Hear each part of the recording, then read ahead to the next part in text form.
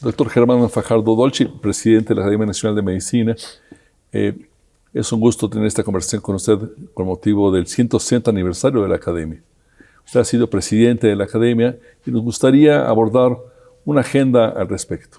Primero, por supuesto, esta trayectoria de la Academia, que es impresionante, cruza la historia y los personajes mismos de la Academia forman parte de la historia del país. ¿Cuáles han sido las principales aportaciones de la Academia? Los retos que tiene la Academia. Usted está por terminar su presidencia a finales de noviembre de este año. El segundo tema sería un poco, dentro de la propia lógica de la Academia, los principales desafíos que ve la medicina mexicana, en todos los órdenes. Seguramente en la formación de médicos. Usted fue director de la Facultad de Medicina de la Universidad Nacional Autónoma de México. Tiene una responsabilidad muy importante para atender a más de 370,000 estudiantes de la comunidad universitaria en su nuevo cargo como director general de asistencia de salud en la propia UNAM. La ruta a seguir para este tipo de instituciones hacia el futuro. Muchas gracias por la oportunidad nuevamente. Empecemos, si le parece, con el tema de la Academia. Es un aniversario feliz, como siempre. Sí, primero muchas gracias por la oportunidad de platicar contigo, ¿no? Y con toda tu audiencia y todos los lectores que tienen los diferentes medios de redes sociales que ustedes manejan, que ustedes tienen. Es un gusto. Y agradecer el apoyo que hemos tenido también de parte de su médico, del Universal, durante estos 2 años. Justamente este segundo año, como bien lo decías, con el 160 aniversario de la Academia Nacional de Medicina. La Academia es la primera institución que se forma, la primera academia que se forma científica que se forma en nuestro país. Y el primer presidente es el doctor Hermann, ¿no? Que no era mexicano, era austriaco. Vale. Era austriaco y se forma desde el inicio por un grupo, no necesariamente de médicos, sino había otros profesionistas, digamos, ¿no? que de origen forman parte de la salud, digamos, de este país. Cosa que yo digo que es una cosa de vanguardia, digamos, es un hecho de vanguardia, porque si repasamos los premios Nobel de Medicina y Fisiología, pues hace ya algunos años que no se los ganan los médicos, ¿no? Se lo ganan gente relacionada a la salud, ¿no? Químicos, biólogos, físicos, gente que está... Sí. Pero no necesariamente. Y eso es parte de la importancia y la trascendencia. Es, digamos, transversal la medicina para muchas profesiones. ¿No? Uno de los personajes más ilustres en la historia de la Academia, Gabino Barreda, no era precisamente médico. No, precisamente, y así hay muchos, ¿no? Sí. Hay muchos personajes de ciencia, diría yo, ¿no? Hombres y mujeres dedicados a las ciencias de la salud, que tenemos abogados, abogadas, tenemos biólogos, tenemos veterinarios, tenemos odontólogos, en fin, tenemos una gama muy importante de profesionales de la salud. Lo que nos ha faltado, digamos, en estos 160 años, es tener a alguien del gremio de enfermería. Yo creo que estamos muy cerca de tenerlo, ¿no? La posibilidad está. La enfermería ha ido creciendo en nuestro país, ha ido fortaleciendo, se ha ido profesionalizando mucho, sí. Y yo creo que estamos muy cerca de tener a alguien personal de la enfermería, digamos, en los próximos años en esta Academia Nacional de Medicina. Y sí estamos muy contentos por este aniversario, que yo creo que siempre sirve un poco para ver hacia atrás, ¿no? Para reflexionar todo lo que se ha hecho, toda la labor que hombres y mujeres han hecho durante esos 160 años, durante 16 décadas, que se dice fácil. Ha pasado periodos muy complicados. Y antes de la fundación formal hubo antecedentes de otro tipo de organizaciones. Hubo antecedentes de otro tipo de formaciones con otras ramas, digamos, del conocimiento. Y yo diría, parte de la importancia, de la seriedad, digamos, de la propia academia, es que durante estos 160 años solo se ha suspendido en 3 ocasiones las sesiones. Como sabes, se sesiona todos los miércoles, ¿no? Por muchos años fue a las 7 de la noche, y hace algunos años se cambió a las 5. Se empieza puntualmente siempre, y solo se ha suspendido en 3 ocasiones. Una en la escena trágica, y 2 seguidas, digamos, durante el temblor del 85, cuando este edificio, este recinto, justamente este centro médico sufrió daños importantes. Sufrió daños muy, muy importantes, y después de eso se sesionó en el Instituto Nacional de Cardiología, se sesionó en el Hospital General y en el Hospital de Especialidades de este pueblo. ¿Cuál sería la principal misión de la Academia? Además de agrupar, digamos, seguramente establecer espacios de debate, de coincidencia con profesionales de la medicina de todas las especialidades, hombres y mujeres.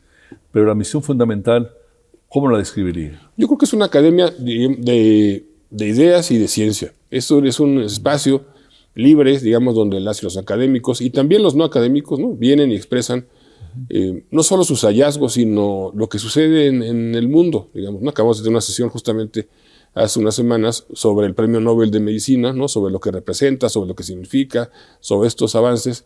Entonces, justamente eso es la academia, saber qué es lo que estamos haciendo como país, como instituciones de nuestra latitud, en la rama de la salud, en las ramas de la salud, no solo la medicina en particular, sino cómo hemos avanzado y ponerle esas ideas, digamos, estos conocimientos, no solo al servicio de los demás, sino someterlos a la crítica de los demás. En la academia es muy importante lo que se presenta, pero también es muy importante las opiniones de quienes participan, de quienes escuchan, de quienes forman parte de la misma. ¿Cómo gravita la academia en la definición, en el análisis de las políticas públicas en salud que tantos desafíos han enfrentado recientemente? Realmente su presidencia arranca hacia finales de la pandemia, que fue una etapa mundialmente pues, con muchos desafíos. Sí, bueno, la academia tiene una participación, a mi juicio, importante en el Sistema Nacional de Salud, sobre todo, diría yo, con propuesta y con crítica, ¿no? Con crítica propositiva, ¿no?, de hacia dónde podríamos ir, qué escenarios existen en el mundo, qué alternativas, y esa es la participación de la academia en ese sentido. Digamos, oficialmente en órganos a través, por ejemplo, el Consejo Nacional, el Consejo de Salubridad General, ¿no?, donde somos parte de hace muchos años, somos órgano oficial del gobierno de la República, y siempre, digamos, participa el Instituto Mexicano del Seguro Social, la Secretaría de Salud, con nosotros presentándonos sus programas, presentándonos sus proyectos y sometiéndolos a la crítica de los académicos, yo diría, siendo enriquecida por los académicos. Justamente el día de hoy, por ejemplo, tenemos como si fuera cine, de una doble cartelera, ¿no?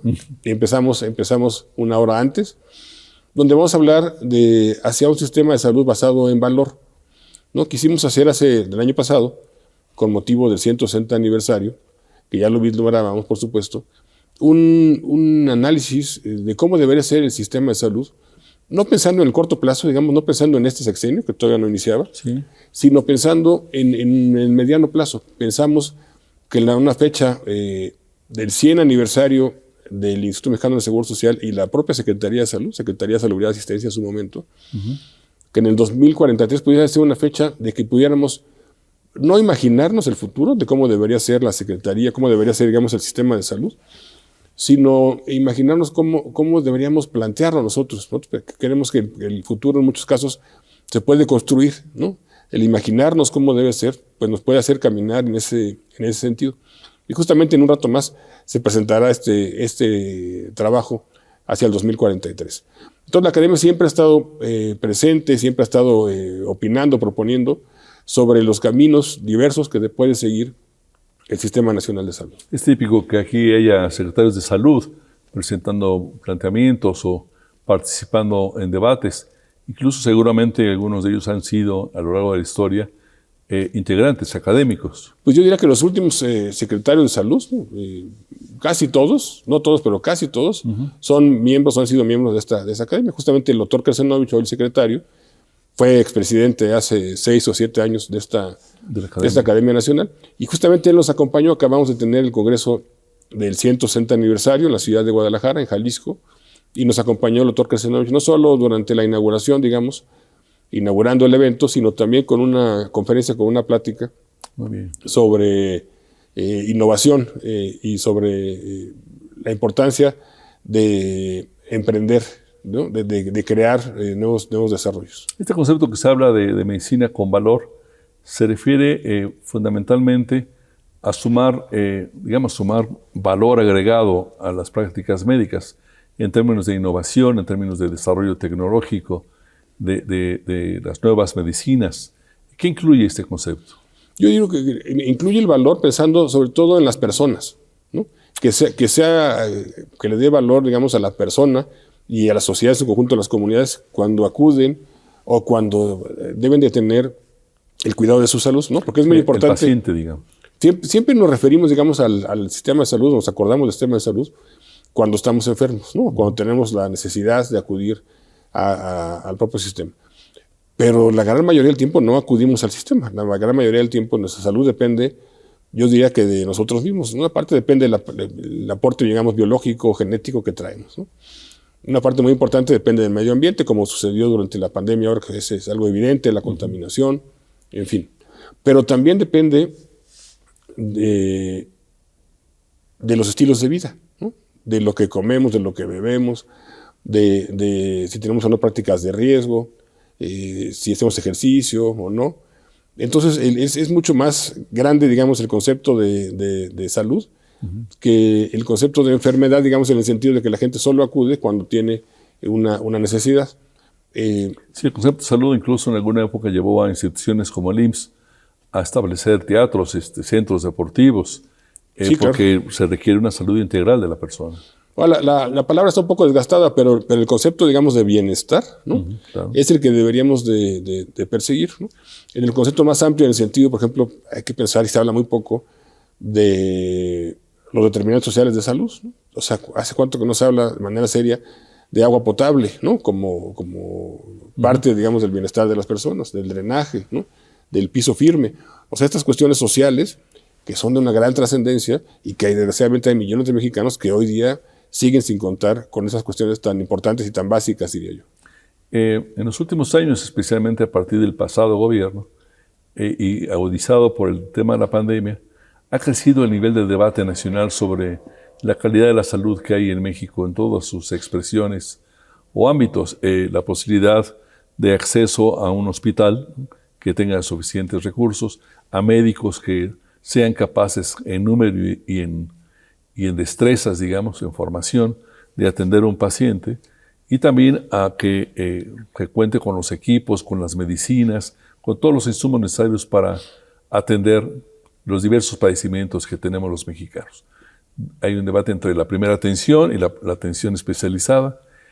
¿Cuáles son, en su criterio, los principales desafíos? Este gobierno arrancó con propuestas específicas, con diagnósticos, al parecer, bien procesados, pero ¿cuál ha sido la mirada suya y de la academia sobre el actual momento? Yo diría primero que la visión de la academia es plural, ¿no? No hay una visión única de la academia, al contrario, ¿no? Hay una visión, en la academia, digamos, cabemos todas las opiniones y cabemos todos, ¿no? Ese sería lo primero. Segundo, diría que vemos con gran agrado, digamos, ¿no? La llegada al frente de la Secretaría de Salud del doctor Kersenovich, ¿no? No solo un expresidente, sino una gente académica, ¿no? Un científico, donde toda la parte, digamos, que ha prevalecido en los últimos años, que tiene que ver un poco con las creencias, donde la evidencia científica ha quedado de lado, ¿no? Donde tiene que ver con cuestiones de otro tipo, ya no están, ¿no? Y entonces esa posibilidad de hablar de evidencia científica, hablar con la verdad, digamos, de lo que está sucediendo, creo que es una gran ventaja que la ideología haya quedado de lado, digamos, en el diálogo inicial, ¿no? de la secretaria. Ciertamente se presentó hace unos días, hace unas semanas, lo que va a ser, digamos, los lineamientos generales de lo que va a ser el camino, digamos, de la Secretaría de Salud, del sector salud en general. Yo diría que estamos en un momento de que hay que dar el beneficio, digamos, de la duda, ¿no? Habría varias cosas que platicar o que pensar o que decir. Yo creo que una de las cosas que adolece es un diagnóstico preciso. Cuando alguien viene con el médico, acude con el médico, lo primero que dice, oye, ¿cuál es mi diagnóstico? ¿No? Y con base al diagnóstico, pues establece un tratamiento. Aquí como que nos dieron el tratamiento, ¿no? Sin ser muy claro el diagnóstico, ¿no? Eso por lo menos se imaginó una solución sin discutir el problema. Sin discutir el problema, ¿no? Esa sería una primera reflexión, digamos. Una segunda es, los recursos no solo van a ser los mismos, sino al parecer van a ser menos, ¿no? Porque se ha dicho que va a haber una reducción del 5% en todo el presupuesto federal, y habrá que ver entonces, de acuerdo al Coneval, son las cosas que aumentaron durante estos últimos 6 años, ¿no? La carencia de acceso a servicios de salud, acceso efectivo a servicios de salud disminuyó. Pues, ¿cómo se espera si con menos recursos económicos, ¿no? De recursos humanos, ¿cómo se espera que esto se pueda dar la vuelta, ¿no? ¿Cómo se espera? Se habla de disminuir gasto de bolsillo, se habla de abrir centros de salud, unidades de medicina familiar los fines de semana, cosa que sería buenísima, ¿no? Deseable por todo. Todo esto requiere más recursos. pero requiere más recursos, requiere más contrataciones, ¿no? Requiere... entonces eso vamos a ver cómo se soluciona. Venimos de un pasado con recursos ya recortados. Con recursos ya recortados, claro. Lejos de la frontera o de la meta de tener cierto porcentaje del PIB destinado a la salud, parecería ser que cada vez nos alejamos más de esa meta. Sí, bueno, siempre se habla del PIB, ¿no? Siempre se habla del PIB, que en México va a ser menos del 6%, que en realidad del Estado mexicano pone menos del 3%, ¿no? Uh-huh. El resto es privado. Y yo creo que el número es importante, ¿no? Porque es una referencia, una comparación, digamos, internacional. Pero es importante decir, oye, primero, si lo quieres aumentar, ¿de dónde lo vas a aumentar? ¿No? Porque la cobija, mientras no hay una reforma, digamos, la cobija es la misma, ¿no? Entonces pues, tienes que quitarle algún lado para ponerle como al tema de salud. Y dos es, ¿para qué lo vas a utilizar? ¿No? Porque la discusión sí queremos más, pero que queremos más ¿para qué? Queremos más médicos, sí, queremos más enfermeras, sí, ¿no? Queremos más medicinas, por supuesto, ¿no? Queremos mejor atención, queremos más acceso. Pero entonces ese aumento porcentual, imaginario que estamos platicando, ¿a qué se lo destinas? ¿Cómo se lo destinas? Porque el asunto no es lineal, digamos, no es más dinero igual a más salud, ¿no? No es una cuestión mucho más compleja que solo más recursos. La eficacia del uso de ese dinero. La eficacia del uso, yo diría una cosa que adolecimos el sexenio pasado, la transparencia de los recursos, ¿no? Es algo que también esto se espera que se modifique, que podamos saber mejor cuál es el destino de los recursos de las compras que suceden en este país. ¿Cuál es su postura en el debate de cómo enfrentar simultáneamente algo que tiene toda la lógica del mundo, de que hay que evitar que la gente se enferme, ¿no? Después es más complejo el manejo de ese paciente, más costoso, ¿no?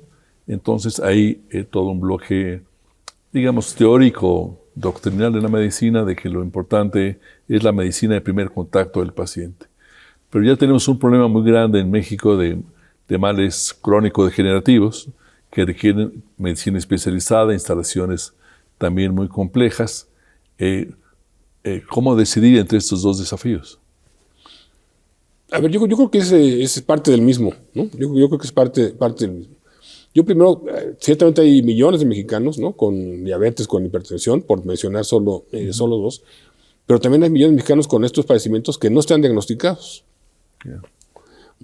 Yo creo que es muy importante hacer conciencia, digamos, de cuáles son los principales síntomas para que la gente acuda al servicio de salud, ¿no? Y pueda tener un diagnóstico y por consecuencia un tratamiento específico. Y del otro tema, digamos, de la promoción de la salud, pues yo creo que es algo básico, digamos, muy importante, que hay que hacer desde el propio generación, digamos, de la persona, ¿no? O sea, una vez de la que está embarazada la persona, desde ese momento hay que tener cuidado con ella, por supuesto, pero también con el producto, con la niña, el niño que vaya a nacer, ¿no? Para el cuidado, alimentación exclusiva al seno materno, con la vacunación que tanto ha disminuido, tanto se ha golpeado durante los últimos años, la alimentación correcta y adecuada en el crecimiento, en el desarrollo de ese niño. Y así, digamos, estamos hablando de la primera infancia, estamos hablando de los primeros años de vida, pero así en todas las etapas de las personas, ¿no? Enfrentamos también un reto muy importante por el envejecimiento de la población, ¿no? Que muy pronto vamos a tener esa pirámide, digamos, le vamos a dar la vuelta, sí, ¿no? Y en lugar de tener niños y jóvenes, vamos a tener cada día más adultos mayores. Sí. ¿Cuál es su postura sobre el debate orientado a que los causantes, digamos, de cierto tipo de padecimientos sean gravados con impuestos y que parte de estos vayan a dar el tratamiento de estos padecimientos? Por ejemplo, el cigarro. En alguna época se intentó un impuesto que parcialmente se dedicaba a la atención de pacientes con cáncer, ¿no? O los refrescos, que parte de los impuestos o de los impuestos especiales que se le aplican al refresco pueda ser destinado al tratamiento de la obesidad. Eso ha demostrado, digamos, el aumento de precios, ¿no? A través de los impuestos a cigarros, a los refrescos, ¿no? A diferentes alimentos, a diferentes bebidas. Sí se ha notado que hay una disminución, digamos, en el consumo del mismo. Lo que ya no se logró después de aquellos años, creo que fue con Julio Frenco, ha sido con presidente Fox, ¿no? Que se tuviera un fondo del tabaco, ¿no? Que parte de esos impuestos que se tenían del tabaco se utilizaran justamente, en ese caso, según recuerdo, por lo menos una parte para infraestructura en salud. Se construyeron muchos centros de salud, hospitales o ampliaciones con el fondo del tabaco de ese momento. Ojalá esos impuestos, digamos, se pudieran etiquetar de manera específica para regresarlos al sistema de salud que tantos recursos necesita. Creo que el sistema hacendario lo toma ahora como una herejía. Cree que hay que juntar todo y después ver cómo se distribuye. Usted, como director de la Facultad de Medicina y como presidente de la Academia Nacional, ha albergado conferencias, seminarios, simposios de expertos de muchas naciones, gente de muchas universidades, que han venido a conversar sobre los estándares que tiene la calidad de la medicina en sus naciones. Aquí hemos venido, afortunadamente ya nos habla mucho de eso, de un debate que íbamos a estar como Dinamarca, o a lo mejor ya mejor que Dinamarca. Pero en alguna de las conferencias en la Facultad de Medicina yo escuché a un experto que decía, bueno, ojalá estuviéramos como Costa Rica, o como Argentina, o como Chile. ¿Frente a qué nos tendremos que medir? ¿Cuál tendría que ser la aspiración básica, los primeros pasos que tendría que dar un sistema de salud en un gobierno que arranca, para decir, olvidémonos de Argentina? El propio doctor Kersenovich, cuando le preguntaron el primer día que lo anunciaron, dijo, bueno, no necesariamente vamos a buscar el modelo danés, pero ¿cuál es un modelo a nivel latinoamericano, digamos? A ver, yo diría que el modelo debe ser el modelo mexicano, ¿no? Yo creo que no tenemos la experiencia, tenemos el talento, ¿no? La capacidad, la inteligencia para tener nuestro propio modelo. Yo creo que no necesitamos copiar, digamos, ninguno, ¿no? Ciertamente hay muchos países del mundo, algunos latinoamericanos, otros europeos, y en otras latitudes, que lo han hecho muy bien, ¿no? Sin lugar a dudas, ¿no? Han logrado tener la cobertura universal y gratuita en salud, ¿no? Y nosotros tenemos como una aspiración. Mientras el propio sistema esté dividido como está hoy día, ¿no? Fragmentado como está, y yo digo que ahora esta fragmentación aumenta incluso porque con los estados que están en IMSS Bienestar, hay un responsable del IMSS Bienestar puesto por la Federación en los estados. Pero ese estado sigue teniendo un secretaria de salud, un responsable local, digamos, ¿no? Sí. Entonces, de 32 ahora pasamos, no sé si a 64, porque no estamos en todos los estados, pero sí cerca de 50 y tantos responsables, digamos, unos de atención médica y otros. Sí. Entonces, yo creo que debemos aspirar a que en nuestro propio sistema de salud pudiera reproducirse con nuestro propio gold standard. ¿A qué me refiero? Vamos a suponer que el mejor tratamiento de determinado padecimiento se da en el Instituto Mexicano de Seguro Social, aquí en el Centro Médico Nacional, ¿no? O se da en nutrición, ¿no? O en el 20 de noviembre, en algunas grandes instituciones que tiene este país. Pues lo que tenemos que aspirar es que en todo el país, y esto desgraciadamente no sucede, se pudiera aspirar, no necesariamente en la capital del país, sino en Chiapas, en Oaxaca, en Guerrero, particularmente en el sureste de nuestro país, a que pudieran tener las mismas oportunidades primero de acceso a la atención médica y luego de calidad de la misma. Yo creo que esa puede ser nuestra aspiración. Pero no necesariamente estamos avanzando hacia un sistema universal, o sí, o a tropezones. Podríamos aspirar a un modelo en un plazo más o menos inmediato a tener un sistema de atención universal de la salud. Ya sé que hay organismos con sistemas jurídicos diferentes, digamos, como el Seguro Social. ¿Cómo conciliar? Sí, como aspiración, digamos, por supuesto que sí. Pero en los hechos no. No digamos, estamos caminando hacia allá. Los derechamientos del Seguro Social, ¿no? Que es la institución donde los resultados para los derechamientos son mejores, ¿no? Y eso está probado y muy claro desde hace muchos años. Los derechamientos hoy día al IMSS Bienestar, ¿no? Tienen atención médica primaria, digamos, ¿no? Tienen atención médica de segundo nivel, pero ya no está incluida, digamos, la atención médica de tercer nivel, ¿no? De hospitales de alta especialidad. No está claro, ¿no? Cómo van a ser ese tránsito, ¿no? Ese proceso, digamos, referencia y contrarreferencia en términos más o menos técnicos del sistema de salud para estos pacientes de tercer nivel, ¿no? Otra vez, la llegada, digamos, de un cambio en en este caso en INF y en STAR también, pues nos abre cierta esperanza, ¿no? De que las cosas puedan analizarse, que puedan escuchar, que se puedan discutir y podamos aspirar a tener un mejor sistema de salud, mejor articulado sobre todo, diría yo. ¿Cuál es su balance de estos 2 años al frente de la academia? ¿Cuáles son los proyectos que dejó caminando?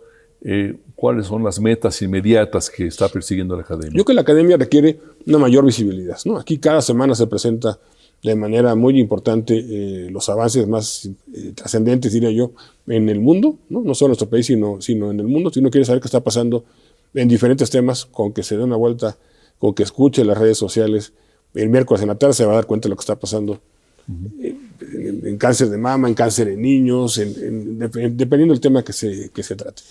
También vemos la brecha que existe entre nuestro país y otros países, digamos, ¿no? Los esfuerzos que se hacen en el país por disminuir esta y cómo parecería que el mundo avanza más rápido que lo que vamos logrando nosotros. Sí. Entonces yo creo que uno de los grandes retos de la academia estos 2 años y para adelante, digamos, es que la academia pueda ser más visible para los médicos en formación, más visible para los médicos que ya están formando y que lo vean como un sitio donde se pueden actualizar de manera gratuita, ¿no? Por los mejores mentes de este país cada semana. Muy bien. Doctor Germán Fajardo, muchas gracias por esta conversación. Al contrario, muchas gracias a ustedes.